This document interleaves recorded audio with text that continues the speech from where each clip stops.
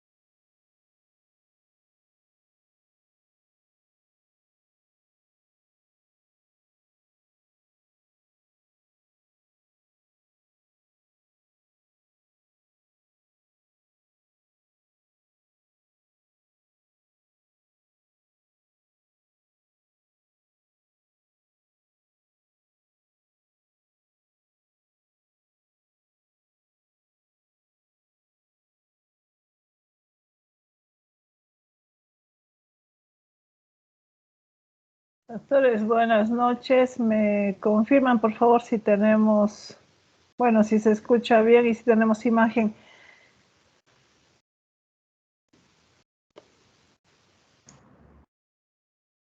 Se escucha bien, doctora, y sí, se ve. Perfecto, vamos a comenzar en un minuto. Bien, se ve la pantalla, ¿verdad, doctores? Estamos viendo el tema.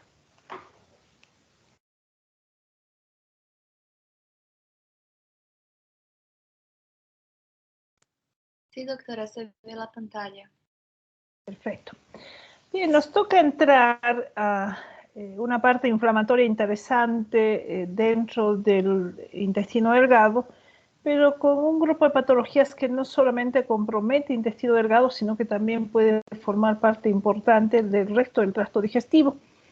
Estas entidades están catalogadas dentro de la enfermedad inflamatoria intestinal y a diferencia de lo que hemos ido viendo, casos particulares de algunas patologías, hoy vamos a ver un caso en concreto, pero con la intención de ir ya a identificar signos característicos, diferencias, características patológicas ya de las entidades y qué medida terapéutica podríamos asumir con este caso.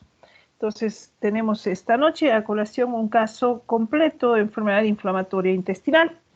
Es un paciente masculino, 30 años de edad, color de piel mestiza, con antecedente de salud anterior, acude a consulta refiriendo que hace 4 meses presenta deposiciones líquidas y semipastosas, en ocasiones con presencia de sangre y o flemas también en la deposición, acompañado en ocasiones con alzas térmicas, fiebres que pueden alcanzar hasta los 39 grados centígrados, dolor abdominal, astenia, anorexia y pérdida de peso.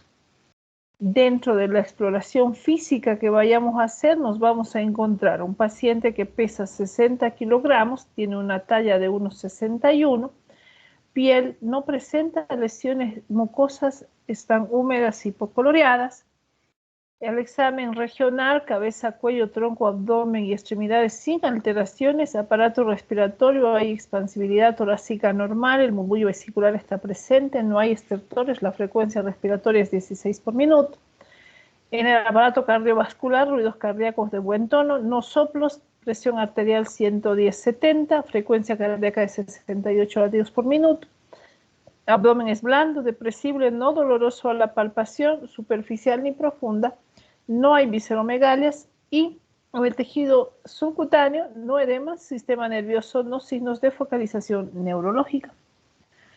Se realiza una serie de exámenes complementarios, tiene una hemoglobina de 10 gramos de decilitro, tiene un leucograma con 6.600 blancos con eritrosedimentación de 67 milímetros hora, su glicemia está en 4.7 milimoles litro, su creatinina está en 77 milimoles litro, en heces fecales, en un examen directo se identifican hematías, leucocitos y moco.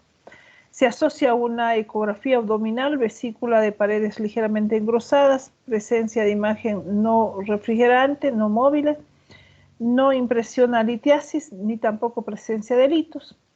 Se prepara al paciente para un estudio de colonoscopía, cuyo diagnóstico de la patología reporta colitis ulcerativa.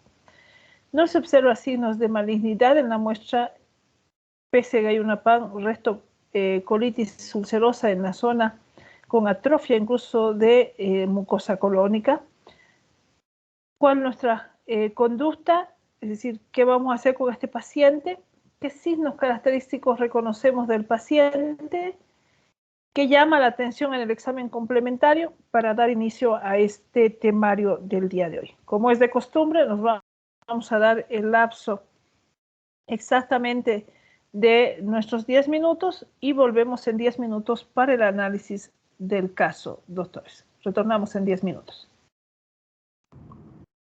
Bueno, doctora,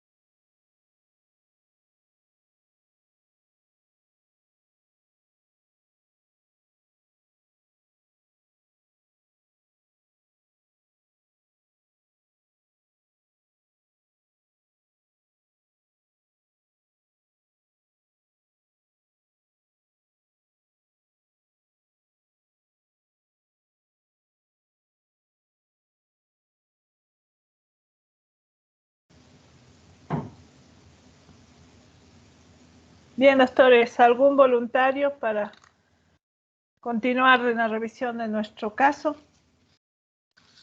¿Qué síntomas serán visibles y notables importantes a descartar dentro de esta enfermedad inflamatoria? Tal vez Stephanie nos puede ir ayudando.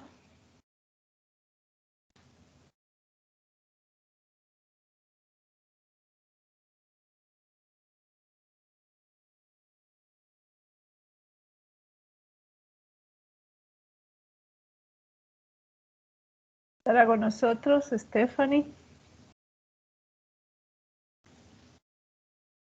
Doctora, ¿se refiere a Stephanie Prado? Sí, Soraya es otro nombre, ¿no? Sí. Así es, la escuchamos, doctorita. Podríamos llevar en condiciones las deposiciones líquidas, con flemas, sangre, acompañados de fiebre, anorexia y pérdida de peso. Bien, tiene toda una característica que no son patognomónicos, pero realmente nos llevan a la orientación y a pensar que podría tratarse de una entidad como tal, ¿no? Perfecto. Glenda, ¿qué le parece los exámenes complementarios? ¿Qué llama la atención de los exámenes complementarios que vimos en el paciente?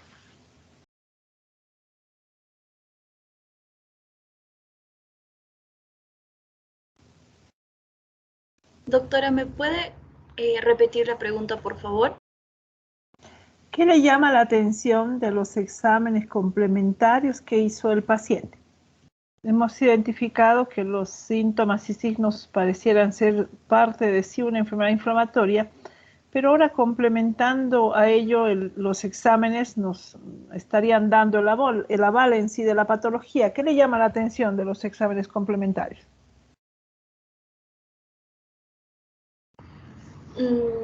Creo que de todos los exámenes que se ha hecho el paciente nos ayudaría a tener un mejor diagnóstico, un enema opaco. Es decir, el examen de la colonoscopía no nos da el aval para confirmar la entidad. Creo que no, doctora. Bien, ¿qué dices, Belén? La escuchamos, doctora. ¿Qué le parece? La hemoglobina está baja, doctora. Está con 10 gramos por litro. Tiene anemia en todo caso, ¿no? La forma de interpretación Sí. tiene anemia. Ya, ¿qué más le llama la atención? Que en la colonoscopía, creo que es por eso que tiene la colitis ulcerativa que estaría provocando que sus valores estén bajos. Y creo que también están elevados el valor de eritrosedimentación, si no estoy mal. Sí, entonces la vez elevada también es un factor importante de inflamación. No es específico, pero nos ayuda. Inflamatorio. Perfecto, Belén. Geraldine, ¿qué más veríamos alterado o qué más le llama la atención del laboratorio? La escuchamos, doctora. ¿Estará con nosotros, Geraldine?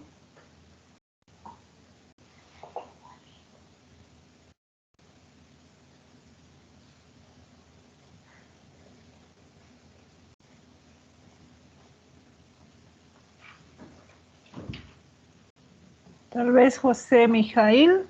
¿Qué más podríamos complementar a todo ya lo dicho, doctor? Podría ser la creatinina que está excesivamente elevada, lo que puede haber traumatismo, que sería debido a la úlcera que presenta. También los leucocitos elevados, que también pueden estar inflamados.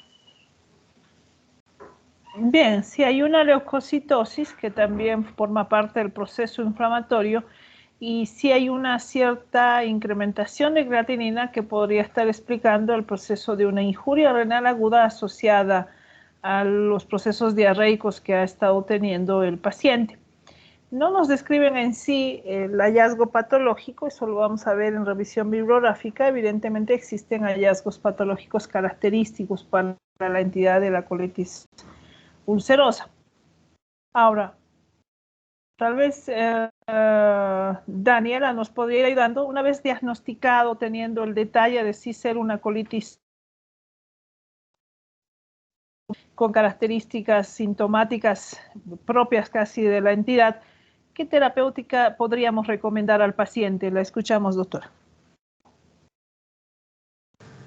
El uso de mesalazina y controlar los niveles de metabolitos de acetioprina, tal vez, doctora. Bien, en la escala piramidal que vamos a ver, generalmente es muy importante primero definir si es una entidad de presentación leve o una presentación agravada. En este caso, al ser simplemente una área comprometida, podría ser catalogada entre leve a moderada, y en ello, en la pirámide de tratamiento, las mercaptopurinas, que es la mesalazina, son los primeros medicamentos a ser utilizados. A ello se asocian muchas veces los antibióticos temporarios, pero ya escalando en los procesos de uso de antiinflamatorios, los corticoides, los inmunosupresores, los biológicos, es la escala en la cual vamos a aprender que debemos hacer uso e indicación del paciente, ¿no? Entonces, relativamente en esta oportunidad hemos podido tener los pasos a seguir, no solamente la clínica, no solamente el diagnóstico, sino también ya empezar ahora a hacer interpretación de nuestros exámenes complementarios para avalar o descartar en todo caso la impresión diagnóstica y con ello ya plantear una decisión terapéutica adecuada. Ese es relativamente lo que hemos querido empezar a trabajar desde el inicio de este módulo, en afán de que logremos alcanzar hasta la decisión terapéutica, que es como llegar a la meta de iniciar un proceso y de solucionar un problema. Considero que ya de a poco nos hemos ido formando y estamos realmente mostrando esa capacidad ya con este caso. ¿Alguna duda hasta ahí, doctores? ¿Está entendido cómo hemos procedido? Interpretar todos los casos de a partir de ahora en adelante.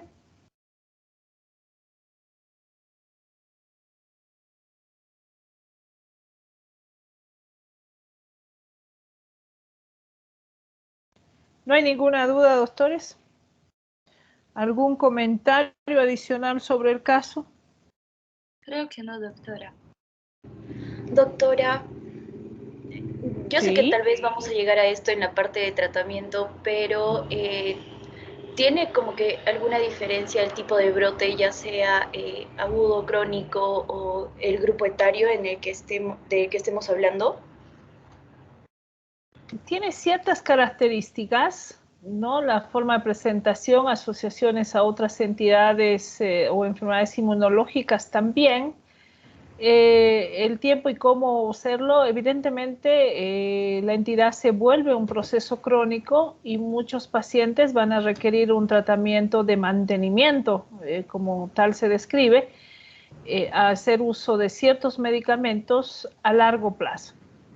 Evidentemente la parte quirúrgica va a ser la excepcional cuando realmente hayamos agotado todos los procedimientos terapéuticos a poder ofertar en el paciente. Pues bueno, lo que quedaría al final sería una terapéutica quirúrgica, ¿no? Pero se tiene y se cataloga las entidades como crónicas por el detalle del proceso inflamatorio que dura y por la forma de uso de medicación a largo plazo. No sé si aclaramos con eso la duda, doctora.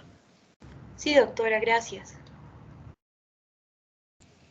Bien, vamos a dar comienzo a nuestra revisión bibliográfica. En esta oportunidad hemos separado ambas entidades que forman parte de la enfermedad inflamatoria intestinal.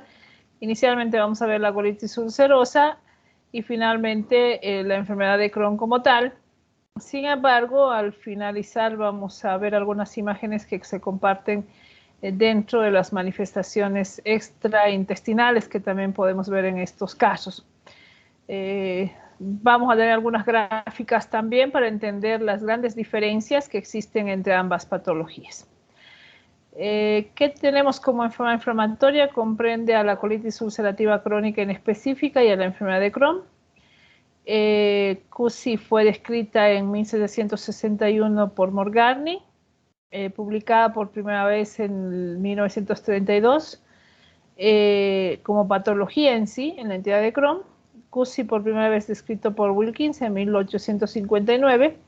Ambas patologías comparten muchas características y el compromiso inflamatorio recurrente y activación inmunológico del intestino es una de las características más importantes que tienen ambas entidades.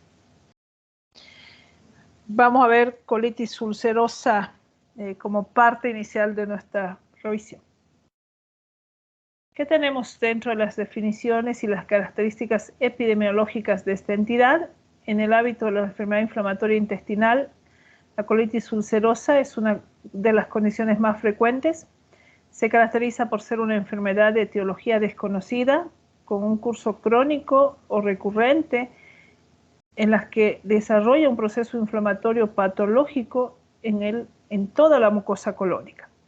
Esta enfermedad afecta a ambos géneros, tanto a la mujer como al varón, y se puede presentar a cualquier edad, con un predominio entre los 15 a 45 años. En países desarrollados, la prevalencia de la colitis ulcerosa alcanza 1 a 3 individuos por cada 1000 habitantes. Entonces, nuestro medio, antes no teníamos muchos casos o referenciados o diagnosticados. Hoy en día, realmente a la par, un aumento de la incidencia, pero eso también ha influido mucho a través de las migraciones y la mezcla de razas que hemos ido teniendo en los últimos años. En la colitis ulcerosa se desarrolla una inflamación que está circunscrita solo a la mucosa y que afecta exclusivamente al colon de manera continua y homogénea. Es decir, se inicia en el resto y va a tener un proceso ascendente hasta ocupar todo el colon.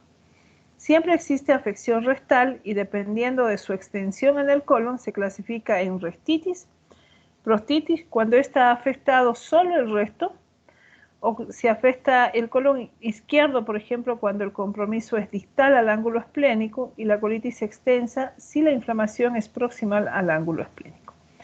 Entonces, sí podría haber parches de áreas sanas cuando ya un paciente viene con un tratamiento específico previo local. Uno va a no tener el compromiso rectal también y no es que salga dentro de su margen de inicio y continuidad, sino que es debido al uso de un tratamiento.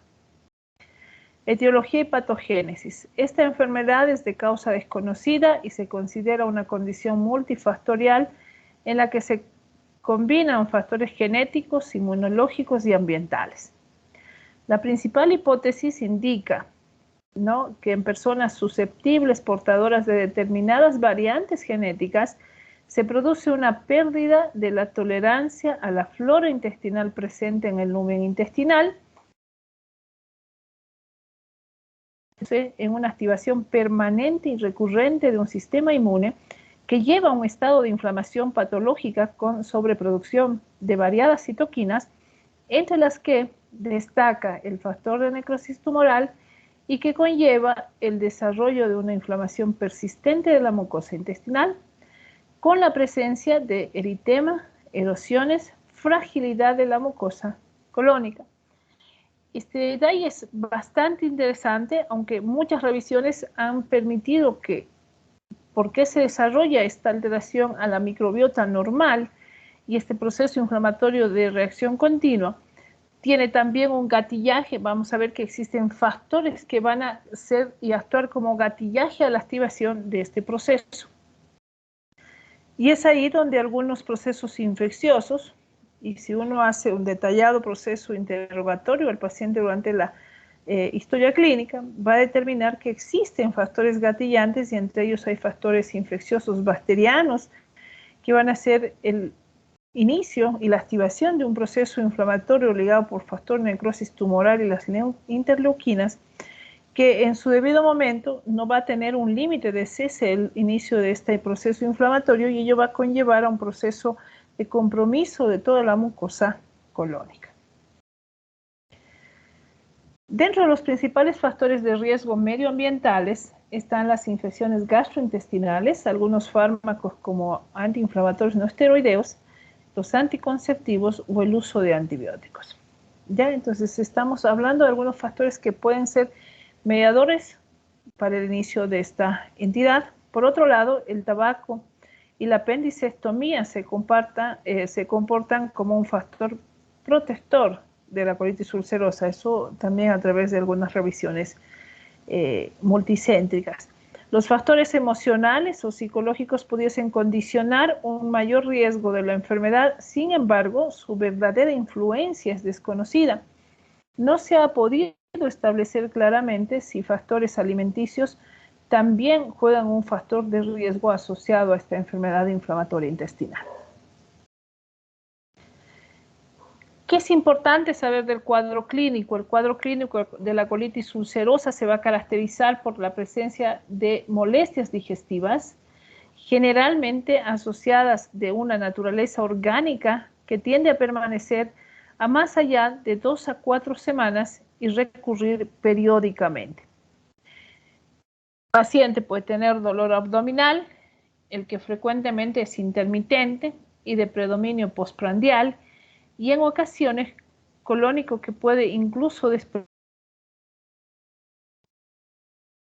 El dolor puede ser difuso, con una localización en hemiabdomen inferior, y se torna continuo o muy intenso debido a plantear la existencia de una complicación como un megacolon tóxico, por ejemplo, o un abdomen agudo. Además, se va a asociar a diarrea prolongada, crónica, recurrente. Como en esta condición está afectada el resto, la diarrea tiene características disentéricas con presencia de moco y sangre, como tenía nuestro paciente. Síntomas rectales como el pujo, la urgencia, el tenesmo rectal son casi regla en un paciente con colitis ulcerosa. Síntomas sistémicos cuando el cuadro es muy intenso y los síntomas son muy prolongados, puede existir compromiso de un estado general, con pérdida de peso, anorexia, fiebre y también anemia, que también presentaba nuestro paciente. Síntomas extraintestinales son muy propios y frecuentes de esta enfermedad, pueden afectar diferentes sistemas como articulaciones, piel, mucosa, oral, ojo, el sistema hepático, sistema cardiovascular y el sistema respiratorio. Ahí tenemos una gama de patologías asociadas dentro de las manifestaciones extraintestinales de ambas entidades, enfermedades inflamatorias intestinales.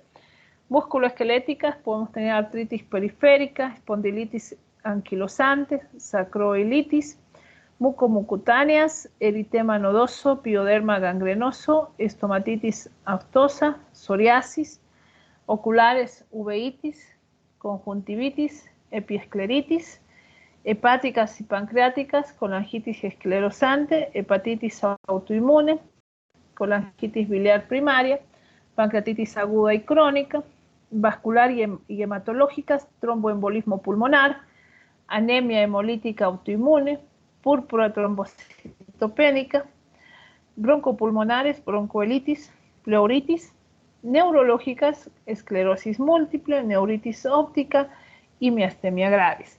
Entonces, como vemos, es una gama de listas y muchas veces estos hallazgos de manifestación extraintestinal son los que nos coberturan a la sospecha de la enfermedad como tal. Dentro del cuadro clínico, al examen físico en la región abdominal se busca si hay distensión abdominal que haga sospechar una complicación abdominal como es el megacolon tóxico, un abdomen agudo, en especial si hay signos de alteraciones hemodinámicas. La fiebre puede estar presente en la colitis ulcerosa y si es sobre los 38 grados centígrados, debe hacer plantear la presencia de una complicación infecciosa.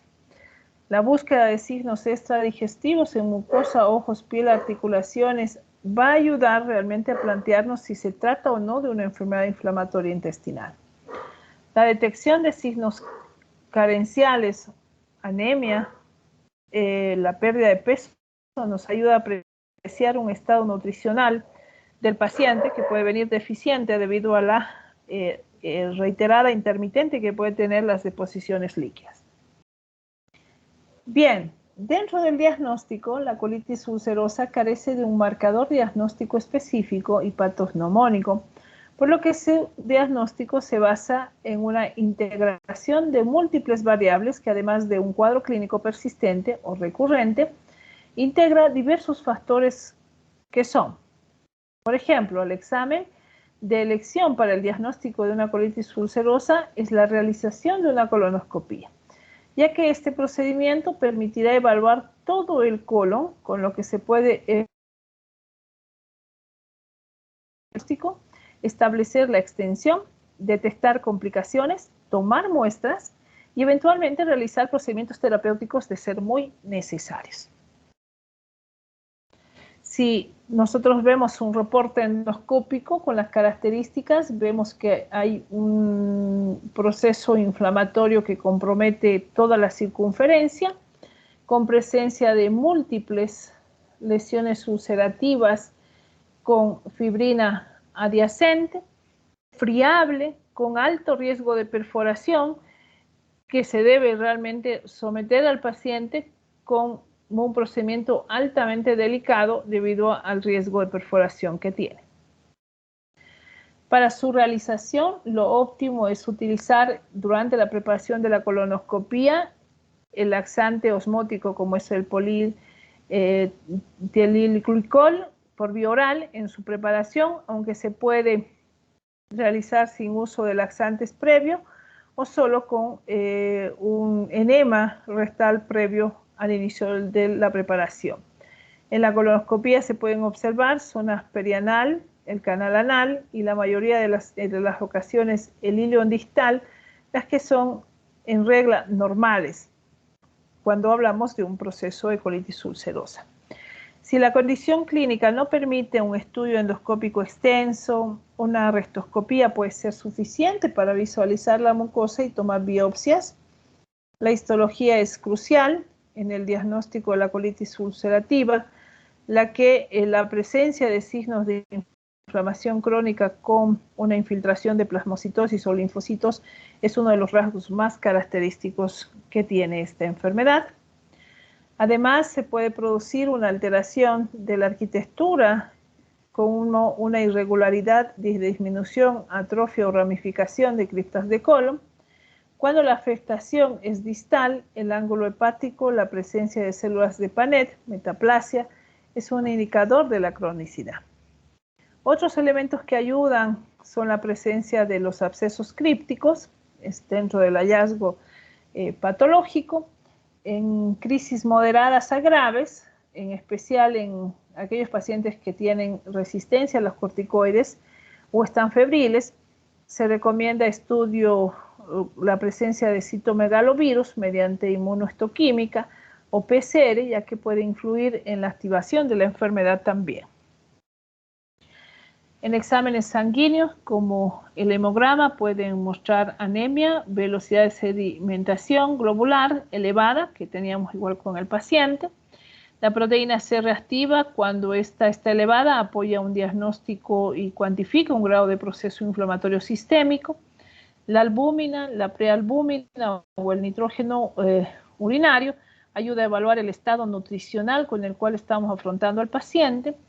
Y estudios serológicos como los anticuerpos ANCA, que es un anticuerpo anticitoplasmático de neutrófilos, puede estar asociado a la colitis ulcerosa, pero en nuestra realidad no son muy específicos ni prevalentes tampoco.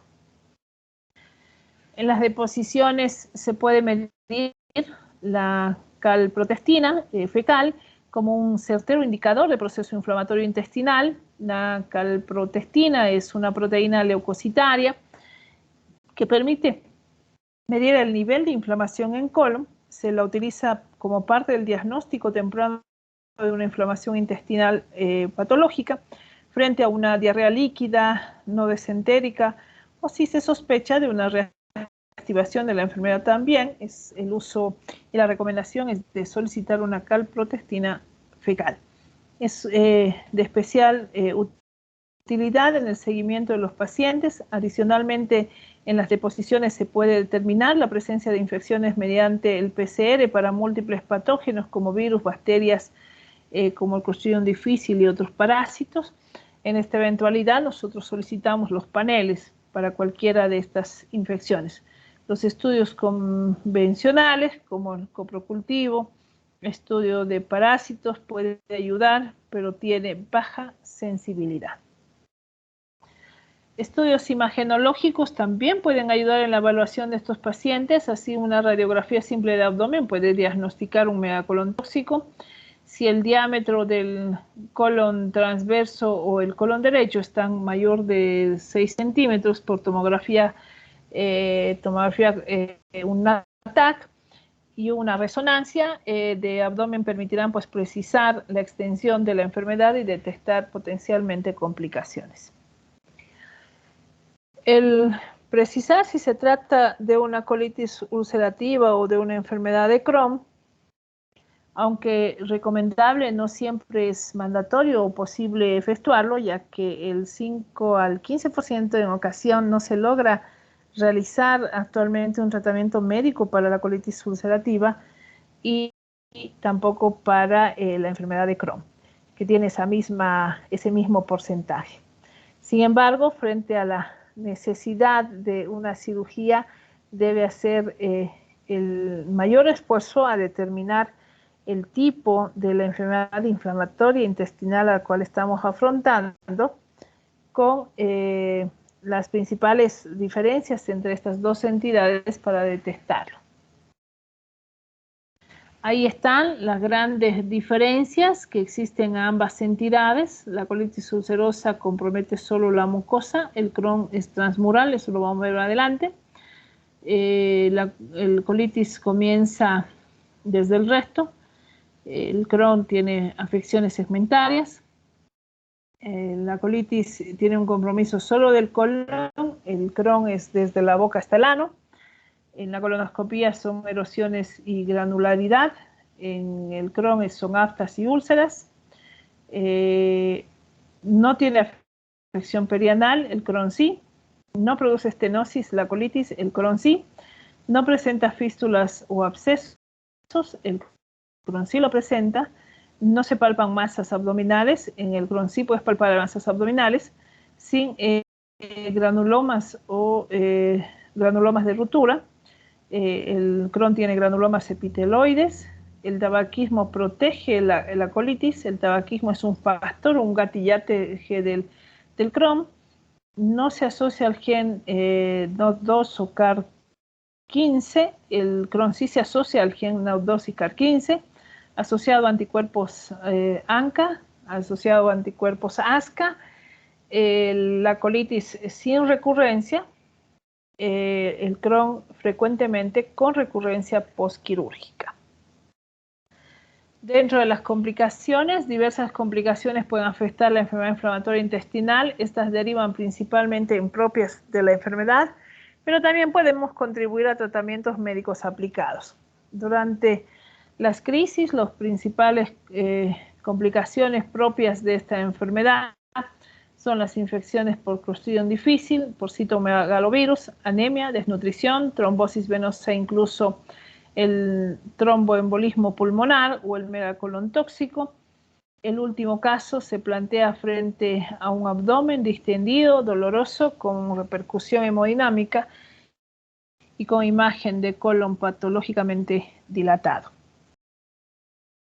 A largo plazo, las infecciones sistémicas, la osteoporosis, la enfermedad cardiovascular, las neoplasias, son complicaciones que se asocian a la colitis ulcerativa y que pueden afectar no solo a la calidad de vida, sino también a la sobrevida de estos pacientes. Para disminuir el riesgo e infección se recomienda vacunar a estos pacientes contra el neumococo, el virus de la influenza, las hepatitis, en especial si vamos a decidir más adelante hacer uso de inmunomoduladores o también biológicos, que es ya la indicación en estos casos. Específicamente, estos pacientes tienen un mayor riesgo de cáncer de colon, en especial en pacientes con colangitis esclerosante primaria, en los que la colitis extensa de más de 8 años de evolución o colitis izquierda de más de 16 años de evolución. En estos pacientes se debe efectuar un estudio de colonoscopía por lo menos con un lapso de 1 a 3 años. Dentro de otros cánceres de riesgo se pueden presentar pacientes que están con neoplasias de piel, de cuello uterino o de linfoma también. Ya, entonces los screenings y los manejos en tal caso se vuelven multidisciplinarios para tener la detección oportuna de estos casos. Una de las principales medidas es la educación al paciente sobre la enfermedad, sobre la aceptación de la enfermedad también, por la complejidad, el polimorfismo de presentación de estas enfermedades. Se requiere realmente un enfoque multidisciplinario. Si el paciente requiere ser hospitalizado, además de un gastroenterólogo, debe haber un cirujano digestivo. Es altamente recomendable que participen nutriólogos, psiquiatras, radiólogos, enfermeras especializadas. El tratamiento depende del grado de actividad, de la extensión de la enfermedad también. También se debe considerar el potencial de crecimiento en niños, adolescentes con enfermedades coexistentes, manifestaciones extraintestinales, disponibilidad de los fármacos y el deseo también del paciente.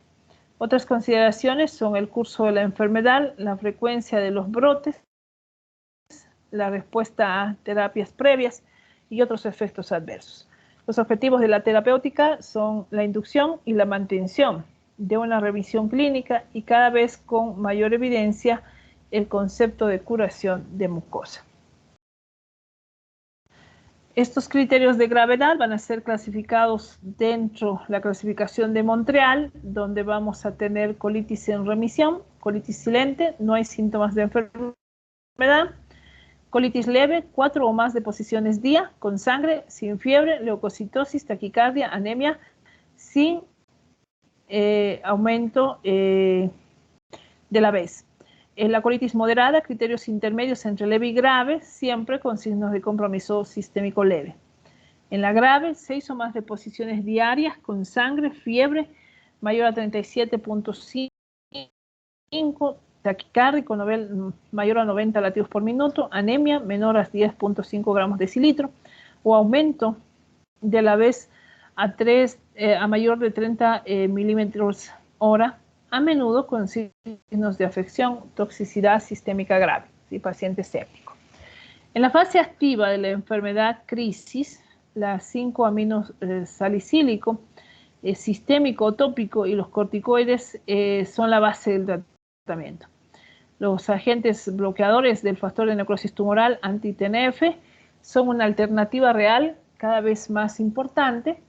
En esta etapa, la aciatoprina o 6-mercaptopurina se usan como agentes ahorradores de corticoides y pueden ayudar a iniciar la enfermedad en los casos corticoresistentes. Esta es la caracterización de una biopsia colónica con todos los procesos, con ese proceso inflamatorio difuso, masivo, y pues las pseudocristas que se van desarrollando en la presencia ya incluso de gran cantidad de moco en el paciente. ¿Qué hacemos de una crisis leve a moderada? El tratamiento tópico con 5-ASA es efectivo, es la vancomycina para controlar una prostocolitis, en supositorio 1 gramo día, o colitis izquierda en enemas de 4 gramos día o espuma de 2 gramos día. La 5-ASA por vía oral, sulfalacina o mesalacina de 3 a 4.5 gramos día, asociados o no a la terapia tópica, están indicados en las colitis extensas. La sulfasalacina puede además disminuir los síntomas articulares. Entre los efectos adversos más comunes están la alergia, náuseas, cefalea en los hombres usuarios de la sulfasalacina, la oligoespermia reversible tras de suspender la medicación, eso puede revertir. La mesalazina presenta menos efectos adversos, pero no mejora los síntomas articulares. Los corticoides en enemas ayudan a inactivar la colitis ulcerosa distante, y los corticoides por vía oral, como la prednisona, que puedes usar de 40 a 60 miligramos día, están indicados en los casos de mala respuesta al tratamiento de la 5-ASA. Sin embargo, presentan frecuentes efectos adversos, por lo que su duración debe ser acortada. Si no hay respuesta a corticoides, debemos saltar a los antifactores de necrosis tumoral para indicarlos. ¿Qué pasa y cómo accionamos en una crisis grave?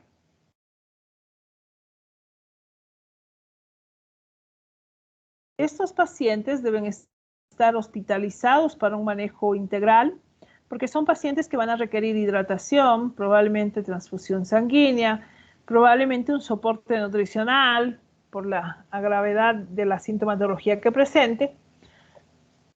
En ellos hay que indicar corticoides CB, son la base del tratamiento, como la metilprednisolona, hidrocortisona de 300 o 400 miligramos CB. En aquellos casos que los corticoides CB son inefectivos, se pueden utilizar antifactor de necrosis tumoral, como es el infliximab, de 5 a 10 miligramos kilogramo peso en infusión, EB, al inicio y en la semana 2 y 6 también, o la ciclosporina en una dosis de 2 miligramos kilogramo día, EB en infusión continua, o vía oral en 2 dosis de 8 a 10 miligramos kilogramo peso día. Todos estos tratamientos requieren un estudio previo para lesiones y principalmente efectos adversos. Son la mayoría frecuencia de infecciones o reacciones adversas a la infusión. Al ser unos biológicos, realmente nos van a quitar la posibilidad de el organismo como tal cubrir un proceso inflamatorio, pero por lo tanto nos va a poner en riesgo a que se activen algunas enfermedades silentes en el paciente. Otros factores antifactor de necrosis tumoral, como el adalimumab o el golimumab, han demostrado también ser útiles en inducir y mantener la remisión, pero con tasas de respuesta algo menores. Los fármacos anti-integrina, como el bendolizumab, son una buena alternativa y están prontos a llegar a nuestro medio. En pacientes con una actividad persistente se debe descartar una sobreinfección secundaria a Clostridium difficile, y en aquellos con uso de corticoides o inmunomoduladores, especialmente cuando no ha respondido, y estos se deben evaluar en una sobreinfección al citomegalovirus. Los antibióticos, pero están indicados en casos de megacolon tóxico, en sepsis, cuando el paciente tiene fiebre alta, con marcada desviación a la izquierda o hemograma. Una combinación de ciprofloxacino o cefalosporina con metronidazol es una de las alternativas más ampliamente utilizadas en estos pacientes. ¿Por qué hablamos de una terapia de mantención? Esta siempre está indicada para evitar una reactivación de la enfermedad. Los corticoides no juegan ningún papel en esta etapa, así que son la 5-ASA, tienen una plena indicación, y es la mesalazina de 1.5 a 3 gramos, es levemente mejor tolerada que la azulfidine, de 2 a 3 gramos. El uso permanente de la 5-ASA pudiese disminuir un factor de riesgo a que el paciente llegue al cáncer de colon. En pacientes que se tornan refractarios, dependientes de los corticoides, y aquellos que han usado ciclosporina o antifactor de necrosis tumoral, los inmunomoduladores como la ciatioprina de 2 a 3 miligramos kilogramo peso día, la 6-mercaptopurina de 1 a 1.5 miligramos kilogramo peso día, deben ser utilizados para mantener la remisión con controles médicos frecuentes, hemogramas periódicos, para su seguimiento adecuado del paciente. Si el paciente usó un antifactor de necrosis tumoral y presentó una respuesta, se recomienda mantener el anti-TNF con combinación con inmunomodulador, con una administración de cada 8 semanas. El metotrexato parenteral no ha demostrado utilidad en la colitis ulcerosa, aunque en casos puntuales puede ayudar a inactivar la enfermedad, mantener la remisión o pues a largo tiempo. ¿En qué pacientes vamos a indicar cirugía? Las principales indicaciones de la cirugía es un periodo agudo con una colitis fulminante o un megacolon tóxico. Mucho más frecuente es la indicación debida a la falla al tratamiento médico y a la aparición de displasia de alto grado o cáncer de colon. En la actualidad el tratamiento es prostocolestomía con la realización de un reservorio ileal en J, relativamente porque nos vamos a quedar en ausencia de la totalidad del colon. La inflamación posterior al reservorio o la reservoritis se puede ver hasta en un tercio de los pacientes posoperados, siendo el tratamiento antibiótico el de primera elección para el manejo de esta complicación. En situaciones graves, verán, es una pieza quirúrgica, una colitis ulcerativa con sangrado activo, pues no queda otra que hacer la resección, porque termina siendo la única forma de precautelar la vida del paciente.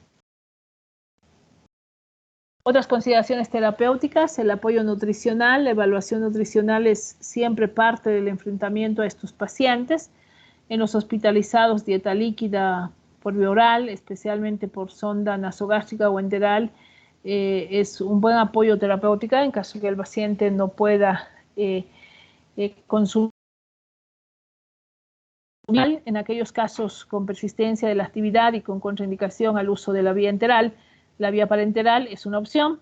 El aporte de minerales con calcio, hierro y vitaminas puede ayudar a estos pacientes.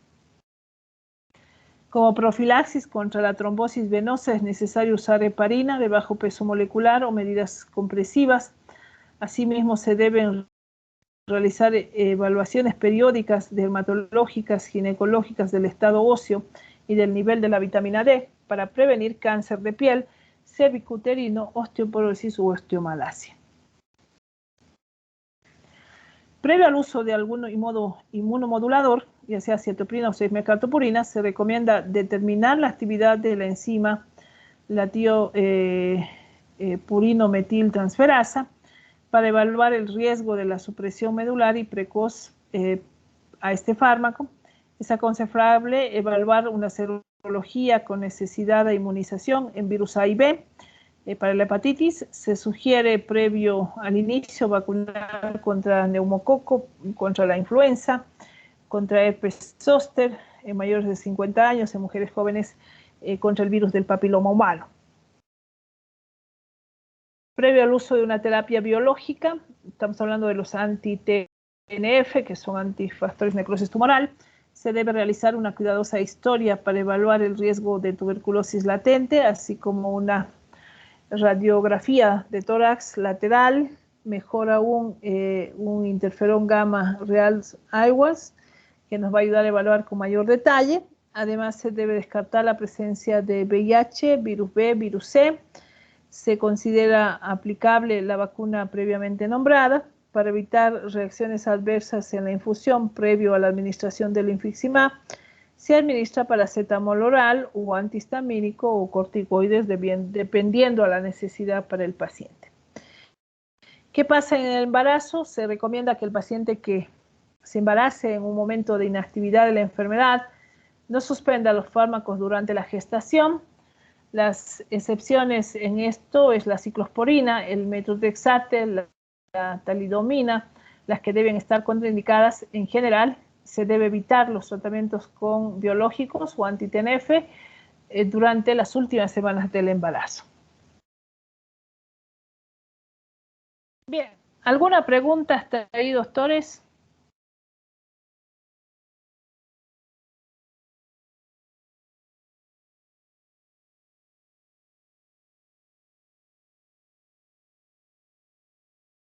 ¿Está todo claro, doctores? ¿Nos damos unos minutos de descanso o proseguimos? ¿Qué dicen, doctores?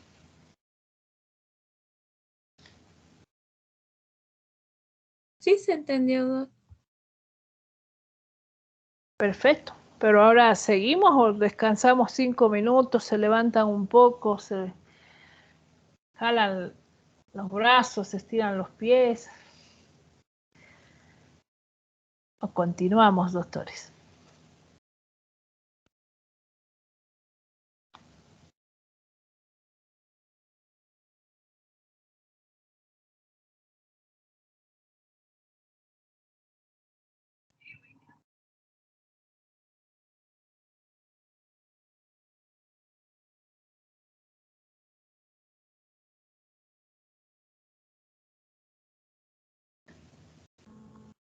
Descansemos. Bien, continuamos. Su enfermedad de Crohn es un poquito más corto.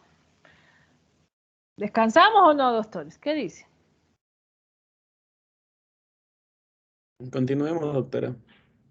Continuamos, doctora. Perfecto. Doctora, por favor. Bien. Enfermedad de Crohn, vamos a hacer una pequeña revisión. Eso está un poco más en una entidad de flujogramas, así que va a ser un poco más corto. ¿Qué es la entidad de Crohn? Es una enfermedad inflamatoria crónica con curso generalmente progresivo que conduce a un daño del tracto digestivo y lleva a una discapacidad del paciente, a un deterioro que finalmente pone en tela de juicio la calidad de vida de un paciente. Se presenta principalmente en personas en etapa personal y profesional activa, aunque también puede afectar a una población pediátrica o adultos mayores también. La incidencia y prevalencia es mayor en países industrializados que en vías de desarrollo y en áreas urbanas, más todavía en zonas rurales. La mayor incidencia de Crohn ha sido descrita en Canadá, 20.2 por cada 100.000 habitantes, el norte de Europa 10.6 por cada 100.000, en Nueva Zelanda 16.5, en Australia 29.3, la prevalencia es mayor en Europa de 322 por 100.000 habitantes, en Canadá de 319.000 por 100 habitantes, en Estados Unidos también muy marcada la incidencia de 214 por 100.000 habitantes. Por un contrario, en Asia presentan una incidencia de 0.54. Algo por ahí probablemente también vamos en nuestro medio porque es rarísimo este caso. La etiología de la enfermedad de Crohn es igual que la colitis ulcerosa, es desconocida, sin embargo existen evidencias que la combinación de factores ambientales, variaciones genéticas, alteraciones de la microbiota intestinal y de la respuesta inmune de estos pacientes podrían influir en el desarrollo y evolución de la enfermedad. Aproximadamente el 12% de los pacientes con enfermedad de Crohn tienen antecedentes familiares de esta enfermedad. La población judía Ashkenazi tiene 3 a 4 veces mayor riesgo de desarrollo de enfermedad de Crohn que la población no judía. Por otra parte, la población afroamericana o con ancestros asiáticos posee también un menor riesgo. Estudios han identificado más de 200 alteraciones genéticas asociadas a esta enfermedad, de las cuales 37 son específicas para la enfermedad de Crohn, entre las que vamos a identificar, por ejemplo, el gen NOTD2, el CART15, que codifica para una proteína que está implicada en la respuesta inmune innata de las bacterias. Las variantes del NOD2, cuya prevalencia varía entre 35 a 45%, han sido asociadas con compromiso ileal, edad joven, a quienes les da la enfermedad de Crohn, el fenotipo fibroestenótico, el riesgo relativo al desarrollar Crohn de 2 a 3 veces cuando existe una mutación, pero puede aumentar 20 a 40 veces si existen 2 mutaciones. Otros genes relacionados para el Crohn, ahí descritos dentro de la respuesta innata, está el ATG16, L1, el RRK2, el IRCM, el IL223R, el STAT3, y la capa de la mucosa, el MUC2. Numerosos factores ambientales han sido relacionados y sin duda el más factor que aumenta en sí la incidencia y disminuye la efectividad del tratamiento, afectando de esta manera la evolución del paciente. Fármacos como antibióticos, antiinflamatorios, anticonceptivos han sido asociados como factores de riesgo para Crohn. Por otra parte, la lactancia materna, vivir en áreas rurales, niños con contacto con animales y el uso de estatinas han sido descritos como factores protectores para estos pacientes. ¿Qué se sabe de la patogenia en relación con la dieta? Una disminución de la ingesta de fibras y un aumento de grasas saturadas han sido consideradas factores de riesgo. Finalmente, el déficit de vitamina D sería un factor de riesgo de actividad inflamatoria. La disbiosis, que es una alteración de la microbiota, a través de una disminución de bacteroides y firmicutes, aumenta en sí a la gama proteobacterias y actinobacterias que han sido descritas como pacientes propias de una enfermedad de Crohn. Además, un tercio de los pacientes va a presentar un aumento de la E. coli enteroadherente, y esta disbiosis no solo afectaría a la flora bacteriana, sino también a los virus y a los hongos. Numerosas vías inmunes han sido evaluadas en Crohn, defectos a nivel de la función de la barrera, producción de moco, autofagia, sistema inmune innato, receptores del NOD, células dendríticas, macrófagos, neutrófilos, células linfoides innatas, células de Panel, sistema inmune adaptativo, linfocitos TH1, TH17, T reguladores y en menor linfocitos B. Y por otra parte, vías inmunes como tráfico de linfocitos hacia el intestino han sido evaluadas como estrategias de tratamiento para Crohn. En definiciones y características generales, a diferencia de la colitis, Crohn puede afectar desde la boca hasta el ano en forma discontinua, transmural, con una penetración por el ilion terminal y con el colon ascendente. Son las áreas con mayor énfasis de presentación. Según la clasificación de Montreal, los pacientes se pueden clasificar según su patrón clínico. B1, no penetrante, no estenosante. B2, estenosante. B3, penetrante. Y la P se agrega como un caso de existir un compromiso perianal. Localización del área en sí que se compromete. El L1, el L2, colon, el L3, ileocolónico, el compromiso gastrointestinal superior. Se debe definir como áreas comprometidas aquellas que presentan úlceras aftoides. La presencia de eritema, edema, no es suficiente para determinar si existe o no un compromiso del área. El compromiso del ilion de manera aislada se observa en el 33% de los pacientes, la presencia de compromiso ilion colon 40, colon aislado 20% y gastrointestinal alto solo el 5%. La ubicación más frecuente de la gastrointestinal alta es el duodeno entre la segunda y tercera porción. Aproximadamente el 60% de los pacientes con compromiso de colon presentan enfermedad a nivel del resto, sobre todo si existe compromiso perianal. La enfermedad perianal se aprecia hasta el 30% de los pacientes, quienes presentan fisuras, abscesos, fístulas, todas con considerable mortalidad. Un aspecto a considerar es que los patrones clínicos varían a lo largo del tiempo, de tal manera que se acerca al 80% de los pacientes que presentan un fenotipo inflamatorio al diagnóstico, pero durante esta evolución los fenotipos de mayor severidad van a ser aquellos que van a tener carga hacia la estenosis, fístula y absceso, y desarrollan cerca del 50% de los pacientes necesitando a menudo una cirugía. Este es el detalle patológico de la entidad. Como indicaba, el proceso inflamatorio, a diferencia de la colitis, es un compromiso transmural. Ya no solamente afecta a la mucosa, sino afecta a todo el tejido, ya sea muscular, celular, submucoso y mucoso del intestino. ¿Cuál es el cuadro clínico? La presentación clínica puede ser heterogénea dependiendo de la localización de la enfermedad, la severidad, la inflamación, el fenotipo. El escenario más frecuente es un paciente joven con cuadro de fatiga, baja de peso, anemia, dolor abdominal, enfosis ilíaca derecha, diarreas crónicas. Este último síntoma puede ser multifactorial, incluyendo la presencia de actividad inflamatoria, mala absorción de lactosa, síndrome de intestino irritable, sobrecrecimiento bacteriano intestinal, enfermedad celíaca o mala absorción de sales biliares. En pacientes con compromiso colónico, destacan los episodios de restorragia, diarrea con sangre. Hasta un 50% de los pacientes pueden presentar una manifestación extraintestinal, ya sea articular, dermatológica, ocular, tromboembólica, hepatobiliar, entre otras.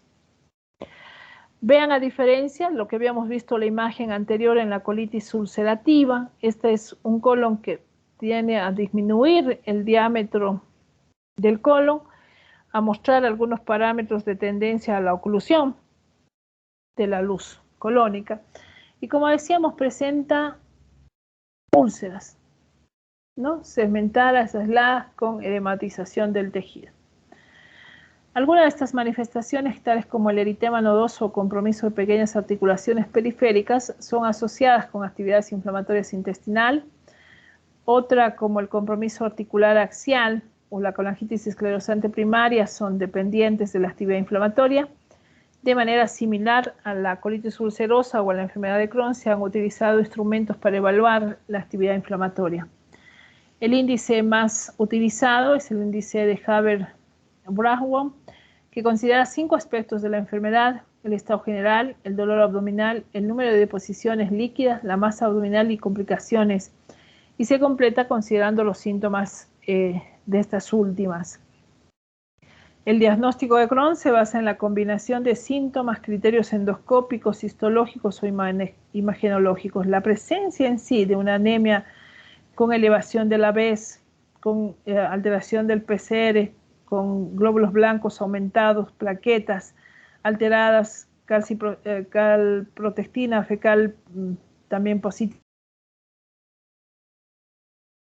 pues nos dará y pues estará avalando la presencia de una actividad inflamatoria. Crohn y el compromiso colonoscópico es segmentario, dejando entre las áreas comprometidas áreas de mucosa de aspecto normal. En etapas iniciales se puede apreciar erosiones o úlceras aftoides, las cuales pueden llegar a ser profundas o de mayor longitud en los casos más severos. El índice endoscópico más utilizado para evaluar la severidad del Crohn es el SWIB Endoscopy, que nos va a marcar algunas características para nosotros tomar en consideración dentro de la clasificación de estas alteraciones. Es importante aclarar que hasta un examen y una nos ayuda a identificar un megacolon tóxico. Estamos viendo una gran dilatación del transverso. Nuevas técnicas endoscópicas como la cápsula endoscópica, la enteroscopía,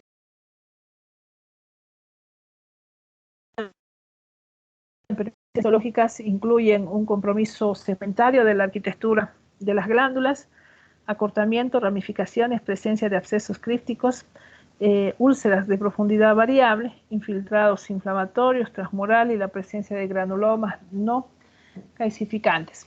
Dentro de los estudios de imagenología, la enterografía por tomografía o resonancia magnética de abdomen pelvis gana una importancia en el diagnóstico y en el manejo de Crohn. Estudios por resonancia deben ser la elección dado su menor radiación. La resonancia de pelvis, endosonografía y evaluación bajo anestesia son los exámenes de elección, el diagnóstico y manejo de la fístula perianal. Factores de riesgo de gravedad es la presencia de una enfermedad ileal, ileocolónica, compromiso extenso, proximal de intestino delgado, enfermedad rectal, enfermedad perianal, fenotipo, estenosante o penetrante, edad joven, diagnóstico, tabaco, son factores de gravedad en pacientes con Crohn. Estos deben ser considerados al momento de definir la mejor opción terapéutica. Dentro del tratamiento, la caracterización de los periodos de remisión clínica que alteran los periodos de actividad inflamatoria. En la actualidad es conocida la disociación entre síntomas clínicos y actividad inflamatoria, lo que explica por qué se asumen estrategias terapéuticas y por qué se pueden tener fracasos también que alteran el curso de la enfermedad en etapas avanzadas. La persistencia en un proceso inflamatorio subclínico que ocurre durante remisión clínica puede conducir al desarrollo de complicaciones, abscesos, fístulas y con ello un daño progresivo. Estrategias de STEM basado en el uso de mesalazina con progresión a esteroides o tiopurinatos para usar terapias más agresivas o biológicos también, solo después de que las primeras hayan fracasado y pues por ende se asciende a otro tipo de tratamiento. Un nuevo enfrentamiento debe ser considerado basado en estas terapias personalizadas con el objetivo de evaluar no solo clínicamente, sino también ver biomarcadores como la calprotectina PCR, resultados endoscópicos o imagenológicos. En la actualidad, una monitorización de los niveles de metabolitos y acetoprina y los niveles de biológicos anti-TNF o los anticuerpos permitirán definir la mejor estrategia terapéutica, aumentar dosis de tiopurinatos, aumentar las dosis o acortar los periodos de administración del anti-TNF, cambiar los biológicos del mismo grupo. De acuerdo al escenario clínico, falla primaria, pérdida de respuesta o remisión clínica endoscópica. La posibilidad de descontinuar en sí una terapia inmunosupresora o biológica debe definirse caso a caso y solo habiendo con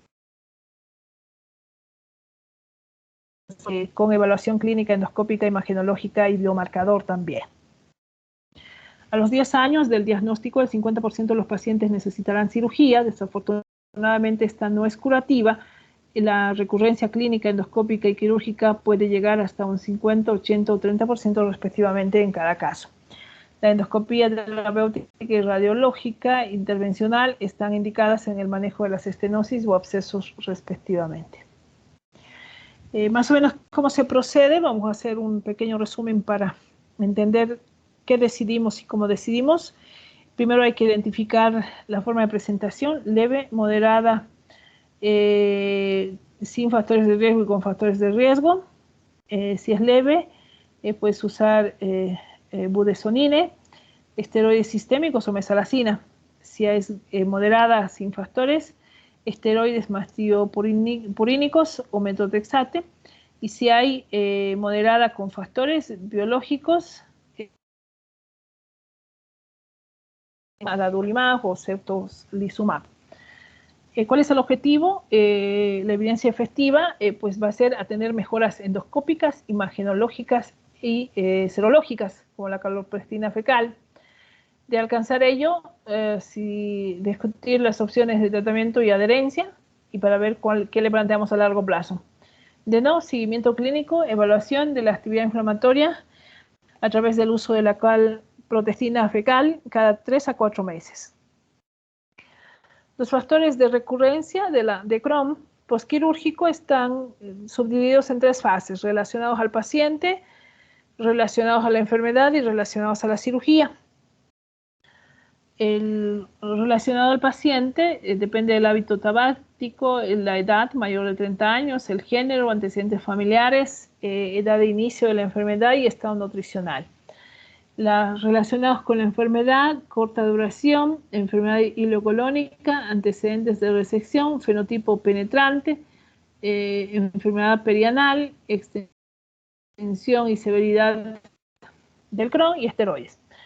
Los que están asociados a la cirugía, compromiso de los márgenes de recepción, técnica de la anastomosis, necesidad de transfusión, complicaciones postoperatorias, plexitis meentérica, segmento resecado y presencia de granulomas. El tratamiento de la recurrencia de enfermedad de Crohn postquirúrgica sin factores de riesgo, un factor o más de 2 factores. Sin factor, sin tratamiento. Un factor, tiopurina. 2 factores, anti-TNF. Así, conforme avanza la gravedad, verán que las recomendaciones van indicando el uso de medicamentos también mucho más fuertes, dependiendo cierto tiempo usarlo, ahí pues va marcando cada 4 meses, repetir la colonoscopía de vigilancia cada 6, cada 12 meses, dependiendo la severidad, dependiendo de la respuesta a los diferentes marcadores, se nos da la recomendación de vigilancia. La historia, el examen físico, la presencia o no de la fístula, que es otra complicación de la entidad. Sin embargo, una mayoría de ellos va a pasar siempre a un procedimiento quirúrgico. El objetivo de esta forma de presentación y ya presencia de fístulas también es uno de los marcadores para ya iniciar en sí ir avanzando en la terapéutica a los anti-TNF y también entre medio, o si en caso no respondedor, pese a que se hayan agotado todos los esfuerzos en alcanzar una remisión, pues podemos ya hablar de un procedimiento quirúrgico que, como decía, la literatura no es curativo. Ahí tenemos algunas imágenes de las afecciones extradigestivas, las queilitis, las uveitis, esas entidades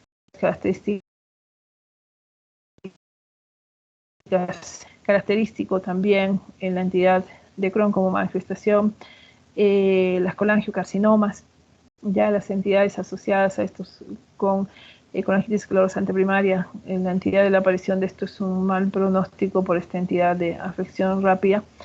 Estamos viendo un tumor de Klagen, por ejemplo, hay una se vuelve filiforme el pase del contraste. Esto es una estenosis maligna. Bien. ¿Alguna duda, doctores? ¿Dudas, preguntas, algo que no se entendió, algún comentario al respecto?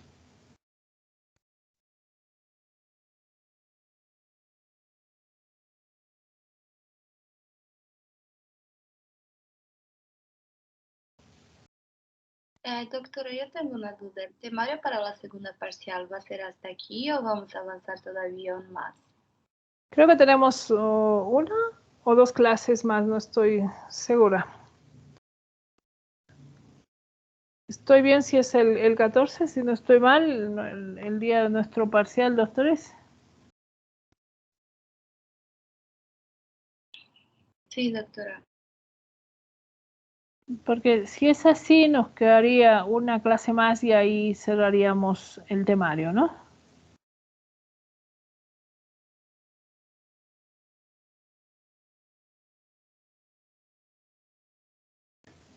Doctora, otra cosa más. ¿Será que sería posible que usted nos pase las diapos o no será posible? Por favor. Claro, puedo subirlas ya lo que hemos avanzado hasta ahora de los módulos para ustedes tener ya la revisión, ¿no? Muchas gracias, doctora. Perfecto. ¿Alguna duda más, doctores? Creo que no, doctora. Bien, perfecto, doctores. Bueno, nos reencontramos próximo viernes si es así. Esa sería la última clase antes del parcial. Y pues nada, buen descanso y buen fin de semana. Gracias, doctora. Buenas noches. Gracias, doctora. Buenas noches. Buenas noches.